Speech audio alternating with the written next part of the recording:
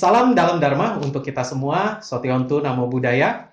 Selamat datang di channel Borobudur Wisdom. Borobudur Wisdom adalah portal tempat kita untuk belajar kembali kebajikan yang diwariskan oleh leluhur kita di Candi Borobudur, dan secara khususnya adalah Buddha Dharma. Di video kali ini, saya ingin membahas sebuah film yang sempat happening sekitar 1 bulan yang lalu lah kira-kira. Kayaknya sih Bapak Ibu dan teman-teman udah nonton filmnya juga ya. Judulnya adalah Doctor Strange 2: The Madness of Multiverse. Nah, ini saya yakin nih Bapak Ibu teman-teman sebagian besar udah nonton, dan saya juga ya 2-3 minggu yang lalu udah ikutan nonton. Memang agak terlambat sih video ini dibuat, tapi ya lebih baik terlambat daripada tidak sama sekali. Dan di video ini saya juga ingin membahas bagaimana film Doctor Strange 2 ini bisa relevan dengan kehidupan kita sesuai dengan nilai-nilai Buddha Dharma. Menariknya sih gini, pada saat saya mau menonton film Doctor Strange 2 itu, saya ekspektasinya ya ini film superhero Marvel yang saya sebagai pemuda yang waktu remaja dulu suka baca komik-komik Marvel, saya pikir ya ini hanya semacam ya waktu kecil suka, waktu gede suka lagi. Tapi ternyata pas ditonton, wah nilai Buddhisnya banyak banget. Ya sehingga sayang nih kalau nggak dibahas dalam perspektif Buddha Dharma. Anyway, karena film ini mengandung spoiler, Bapak Ibu dan teman-teman yang belum menonton dan nggak suka dengan spoiler, mungkin boleh stop dulu, bisa cek video kita yang lain di channel Borobudur Wisdom. Tapi kalau yang sudah nonton, atau yang nggak masalah dapat spoiler, nah silakan lanjutin aja ya.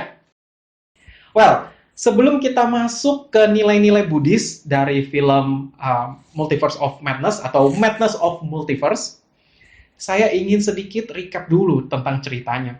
Jadi Madness of Multiverse ini bercerita tentang Wanda atau Scarlet Witch ya, Wanda Maximoff, yang ceritanya dia belum bisa menerima kenyataan kalau Vision udah nggak ada dan dia nggak bisa hidup bersama anak-anaknya.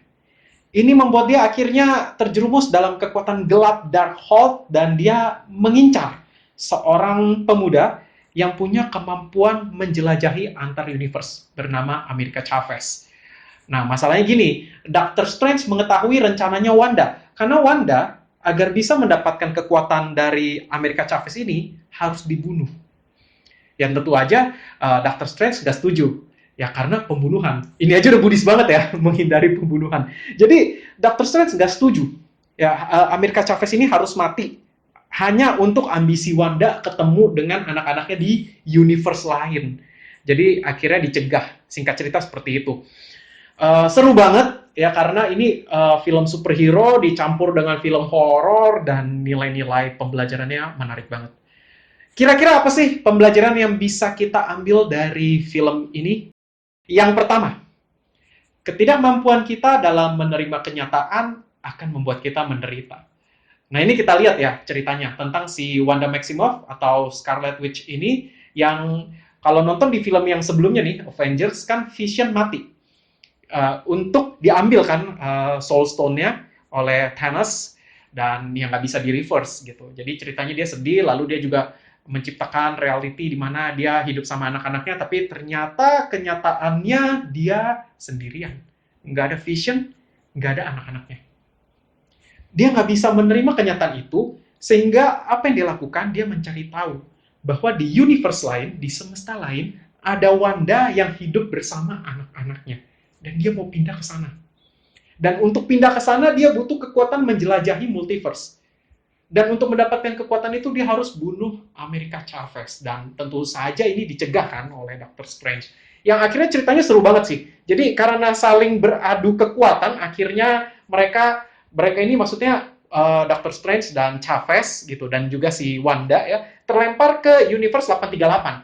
Sebenarnya Wanda nggak terlempar sih, Wanda tanda kutip merasuki Wanda dari multiverse yang 838 itu ya. Jadi mereka akhirnya ya singkat cerita berkejar-kejaran dan di sana Wanda melakukan banyak sekali kejahatan. Superhero di universe tersebut dibunuh satu persatu. Kita lihat ya, ini betapa Wanda sangat menderita. Dia nggak bisa menerima realita yang dia miliki sampai dia harus mencari realita lain dan membunuh banyak makhluk. Di sini saya teringat dengan Dhammacakkappavattana Sutta. Di Dhammacakkappavattana Sutta Ada reliefnya juga loh di Candi Borobudur. Nah, di sutta itu dikatakan ya, Buddha berkhotbah kepada Pancawagya, 5 pertapa, bahwa ada kebenaran mulia tentang penderitaan. Bahwa penderitaan itu ya realita, kenyataan. Dalam hidup kita pasti ada hal-hal yang tidak memuaskan. Kita nggak mungkin hidup 100% sesuai dengan maunya kita terus. Mustahil. Ya, jadi memang dalam kehidupan ini ada hal-hal yang tidak memuaskan kita dan harus kita terima. Karena itu adalah kebenaran. Kalau kita nggak mampu menerimanya, kita akan menderita. Ya, seperti di Dhammacakkappavattana Sutta, Buddha juga bilang, ya kenyataannya memang hidup ini nggak selalu memuaskan. Tapi kenapa kita menderita? Kita menderita karena kita punya nafsu keinginan agar selalu dipuaskan. Padahal nggak mungkin. Sehingga Buddha mengatakan kita perlu belajar menerima kenyataan ini ya. Ini adalah sebuah realita. Dan kita punya jalan keluarnya kok. Jadi jalan keluarnya yaitu menjalani jalan Dharma. Ya, atau Astangika Marga. Jadi ini pembelajaran pertama. Kita perlu belajar menerima kenyataan. Kalau tidak kita menderita. Mengapa? Karena kita nggak bisa kendaliin. Bayangkan ya, kita udah menderita sekali karena kenyataan nggak sesuai keinginan kita, lalu kita menderita lagi karena nggak bisa menerimanya. Double kill. Oke, lanjut ke pembelajaran yang kedua. Tidak mampu menyadari emosi atau nggak mampu menerima, mengakui, menyadari emosi yang sedang kita alami juga bisa memberikan penderitaan. Nah loh, ya ini di filmnya juga ada. Kalau masih ingat di awal-awal, Stephen Strange harus datang ke pernikahannya Christine. Christine ini dulunya pacarnya Stephen Strange. Ya, Christine nikah sama cowok lain. Patah hati dong ya. Di hari pernikahan tersebut, Christine nanya ke Strange, kamu bahagia nggak? Oh, Strange yang sebenarnya dia nggak bahagia ya, ketahuan. Karena dia semalam sebelumnya mimpi buruk dan dia sedih banget sih Christine menikah. Tapi dia kan harus tegar. Nah, ketika ditanya apakah dia bahagia, Strange berbohong. Dia bilang dia baik-baik saja. Padahal enggak. Nah, menariknya, ada sebuah universe lain di mana semesta itu akan segera hancur. Ya, disebabkan oleh apa? Disebabkan oleh Doctor Strange dari universe itu yang ternyata masih rindu sama Christine. Ya. Jadi Christine udah menikah sama cowok lain, Strange di semesta ini nggak bisa terima, akhirnya dia pakai kekuatan gelap, kekuatan Darkhold, untuk mencari Christine dari semesta lain di bawah. Jadi bayangin ya, nggak bisa dapet si A dari semesta ini, dia cari si A dari semesta universe yang lain gitu. Ini filmnya cukup apa ya, konsepnya ya menarik. Oke, apa konsekuensinya? Gara-gara berusaha untuk memanggil ya, membawa orang dari semesta lain ke semesta ini, terjadi incursion, pertubrukan antar semesta, yang konsekuensinya adalah semesta tersebut akan segera hancur. Ya, jadi di semesta itu akan musnah hanya karena ada seorang pria bucin, nggak bisa menerima kenyataan bahwa pacarnya nikah sama cowok lain, lalu dia mau pakai kekuatan gelap ngambil versi pacarnya dari semesta yang lain, hancur. Ya, di sana saya mendapatkan sebuah pembelajaran. Andai saja kalau Stephen Strange mau mengakui kalau dia memang sedih, dia memang patah hati, mungkin nggak perlu sampai segini ya kali ya. Kalau dia bisa mengakui dia patah hati, dia kan bisa curhat, dia kan punya teman, ke Wong mungkin, tapi Wong ngerti nggak ya soal percintaan? Atau mungkin ke Peter Parker. Tapi kan Peter Parker udah nggak ada di ingatannya ya film terakhir ya. Mungkin dia bisa cerita. Strange punya teman, dia pasti bisa cerita tentang patah hatinya, dapat penghiburan. Dan di sini saya jadi teringat di Mahasatipatthana Sutta. Ya, di sana Buddha mengatakan bahwa kita perlu belajar mengamati perasaan kita. Kita amati perasaan yang tidak menyenangkan sebagai tidak menyenangkan. Kita mengamati perasaan yang menyenangkan sebagai menyenangkan, dan kita amati perasaan yang netral sebagai perasaan yang netral. Jadi artinya apa? Kalau kita memang sedang merasa buruk, ya kita perlu menyadari kita sedang merasa buruk. Jangan diingkari, jangan disangkal gitu. Kalau kita lagi merasa senang, ya kita perlu menyadari kita lagi merasa senang. Kita sadari, menyadari, mengamati perasaan. Jadi Buddhisme bukan toxic positivity loh, bukannya kita diajarin nggak boleh sedih, bukan kita diajarin nggak boleh kecewa. Bisa aja, karena kita manusiawi, putujana, bukan orang suci. Tapi ketika kita mengalami kesedihan, kita terima, sadari. Bedanya, dalam Buddhisme, kita jangan terlarut. Ya, jadi mengamati itu bukan berarti terlarut ya. Kita sedih nih, kita sadari, oh aku lagi sedih karena patah hati. Tapi kita nggak membiarkan kita terbawa oleh perasaan itu. Sadari, amati aja. Sama, pas lagi seneng juga gitu. Ya, jadi sadari, amati, jangan terbawa, jangan melekat. Karena pada dasarnya, perasaan itu adalah fenomena yang anicca juga, ya, yang berkondisi, yang naik turun, kadang timbul, kadang tenggelam. Bener nggak? Kadang-kala kita seneng, kadang-kala kita sedih, kadang-kala ganti emosi lagi kecewa, kadang-kala ganti lagi marah, kadang-kala ganti lagi gembira, dan seterusnya. Itu pembelajaran yang kedua. Yang ketiga, apa yang kita pikir membuat kita bahagia belum tentu benar-benar membuat kita bahagia. Nah, ini filmnya muncul di menjelang akhir-akhir. Jadi ceritanya nih, Wanda berhasil menangkap si America Chavez ya, si penjelajah multiverse ini. Nah, si America Chavez ngelawan. Tapi segimanapun dia ngelawan, Wanda tetap lebih kuat. Ya, Wanda itu aslinya kan salah satu Avengers terkuat. Udah itu dia sekarang pakai kekuatan Darkhold, makin kuat ya, nggak bisa dikalahin. Nah, Chavez yang udah apa ya, dia udah kesel, marah, tapi juga sedikit tahu kalau dia nggak punya kemungkinan untuk bisa kalahin Wanda. Akhirnya dia melakukan sebuah upaya yang agak-agak riskan, tapi ternyata efektif. Chavez kasih apa yang Wanda mau. Ya, jadi beneran dibawa nih. Oke, kalau kamu bener-bener pengen pindah ke universe itu, gua pindahin lu ke sana. Dia bawa ke universe di mana ada Wanda versi lain bersama anak-anaknya. Dan singkat cerita, Wanda ini ketemu dengan anak-anaknya. Dia kira dia akan bahagia. Ternyata enggak. Anak-anak di universe itu takut lihat Wanda yang ini. Kenapa? Karena mereka udah punya emak kan, ada Wanda yang lain di sana. Itu emaknya. Yang ini siapa? Penyihir. Anak-anaknya takut. Di sanalah Wanda akhirnya sedih dan sadar bahwa ternyata apa yang selama ini dia perjuangkan nih sampai ngebunuh banyak orang, dia kira bisa bikin dia bahagia, ternyata tidak membuat dia bahagia.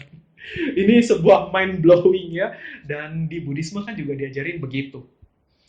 Kita terdelusi. Ya, delusi itu moha. Jadi kita masih ingat ya, loba, dosa, moha. Triwisha, 3 racun. Atau kalau dalam Abhidhamma Sanggaha, ini adalah 3 akusala mula. 3 akar yang tidak bermanfaat. Keserakahan, kebencian, delusi. Nah, delusi itu membuat kita tanda kutip jadi bodoh. Bodoh apa? Kita berpikir bahwa kita akan bahagia bila mendapatkan sesuatu.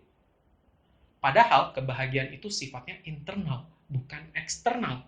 Internal maksudnya apa? Ketika kita bisa menerima apa yang terjadi pada diri kita saat ini, kita akan lebih mudah bahagia. Bahagia itu bukan ketika kita berhasil dapetin uang 10 juta, dapetin mobil baru, dapetin A, B, C, D. Iya sih, kita senang, kita gembira, bener. Tapi kegembiraan yang seperti itu tidak long lasting. Kenapa? Karena berkondisi. Kita bahagia kalau punya uang 10 juta. Kenapa uang 10 juta bikin kita bahagia? Karena uang 10 jutanya masih ada, tapi nanti akan habis. Ketika habis, kebahagiaan kita juga habis. Menderita lagi. Kita bahagia karena dapat mobil. Kenapa kita bahagia? Karena mobil itu membuat kita merasa nyaman nih kemana-mana naik mobil, nggak kehujanan. Tapi kebahagiaannya sebentar. Kenapa? Karena keinginan kita naik lagi. Pengen punya mobil lebih mewah lah, lebih besar lah, dan lain-lain. Kebahagiaan eksternal itu berkondisi dan membuat kita semakin serakah. Kita dapat A, kita jadi pengen A plus 1. Kita dapat A plus 1, kita jadi pengen A plus 2. Bener nggak kayak gitu? Nah, ini akhirnya membawa kita ke dalam jebakan. Yang dalam psikologi disebut dengan hedonic treadmill. Hedonic treadmill itu ya kita lari di tempat. Lari di tempat mengejar kesenangan yang akan tidak ada habisnya. Ya bener nggak? Kesenangan dikejar nggak akan ada habisnya. Silakan kita renungkan masing-masing. Ini yang ketiga. Yang keempat, dan sekaligus menjadi pembelajaran terakhir dalam video ini, yaitu kemampuan kita dalam menerima kenyataan, dalam berdamai dengan kehidupan, itu yang bikin kita bahagia. Nah, ini saya dapatkan di bagian akhir dari video ini. Ketika Dr. Strange nanya sama Wong, Wong, kamu bahagia nggak?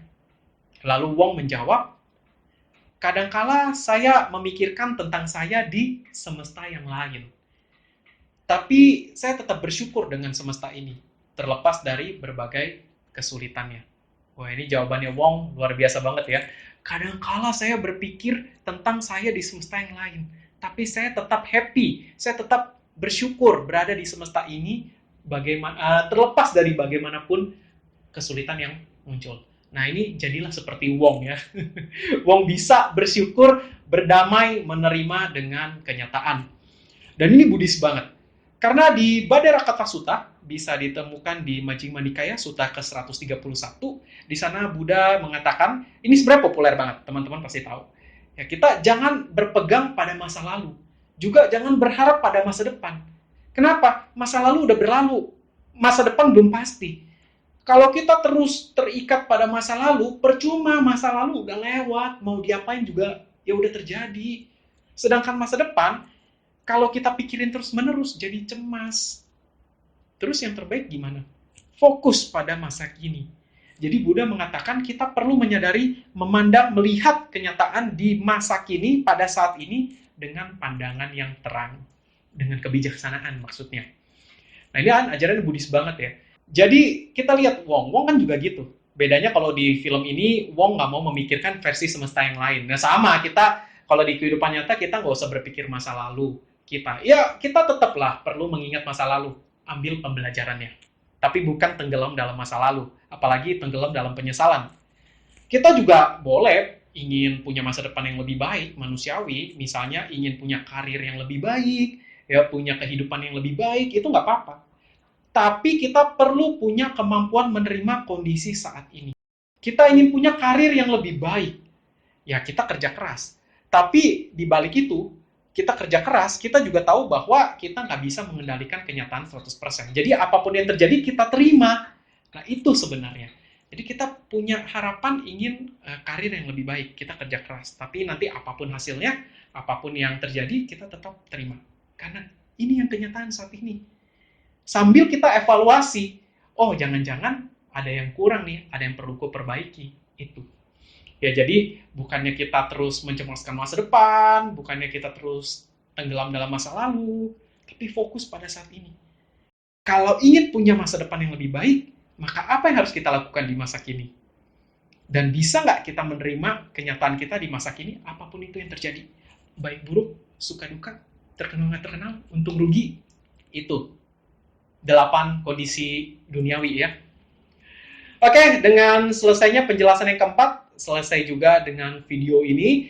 Moga-moga bermanfaat ya teman-teman ya. Dan ini memang film ini nilainya Buddhis banget. Dan bagi teman-teman yang tertarik dengan pembahasan Buddhis lainnya, terutama juga pembelajaran tentang relief Candi Borobudur, bisa follow Instagram kita @borobudurwisdom, bisa buka situs kita borobudurwisdom.com, dan juga subscribe channel ini, channel Borobudur Wisdom. Akan banyak pembelajaran tentang Buddha Dharma, juga pembelajaran tentang Candi Borobudur yang sebenarnya sama aja, kan Candi Borobudur, Candi Buddhis ya. Oke teman-teman, semoga bermanfaat. Thank you, sampai bertemu lagi. Salam dalam Dharma, Sotiontu, Namo Buddhaya.